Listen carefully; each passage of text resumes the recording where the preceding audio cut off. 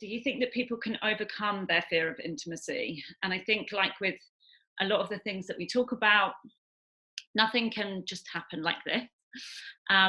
But do you think that with work that you can overcome your fear of intimacy? Absolutely. It all starts with number one, you need to make a decision that you want to overcome fear. Without the decision, there's no commitment, and you will need to leave your comfort zone. So that only is possible when it's a clear agreement with yourself that you are choosing to overcome your fear. With that commitment, then the next one as a prerequisite is to create a safe space. A safe space for you and your partner, where the agreement is that everything is allowed to show up and is welcome and not judged, is accepted, so that you can relax and feel safe. So that means no agenda, no control, just exploring what is happening in the moment. And that also requires that you, number three, drop all expectations. Expectations about you, expectations about your partner, expectations about what should happen now. And when those three are in place, then what you do is each one of you, you are sharing what shows up for you.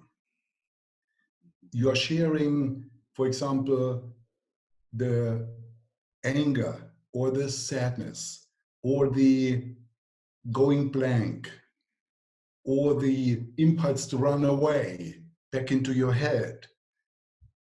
By sharing it with your partner, you're not leaving that energy in yourself. And therefore, it becomes a movement. And that movement is actually a purification of your and your partner's energies. When that purification is complete, then you can let yourself free fall into intimacy. So one must not be afraid to share what is going on, because in the beginning, when you are getting together and consciously go into a intimacy meeting, then often what's happening is there are feelings that block intimacy to happen. And those feelings are not going to go away. And if you suppress them, they still are there as a separating energy. So you need to share them. And for that, you need to have a safe space and also the courage to share them. And that's why I said you need to make a decision to overcome the fears and be willing to be vulnerable, to say, hey, I am being pulled away back into my head. And while you're sharing that, while you have eye gazing with your partner, that energy doesn't go into your head. That energy goes over there and dissolves in the space and in the movement. Yeah, so emotions, states of minds you share, and in that sharing, it's purification. From that purification, then you go into the magic of the moment to moment happening. And that's so beautiful. And that's why I love intimacy so much, because it will take you into places you never have been before, because it will not be dictated by the mind going into places.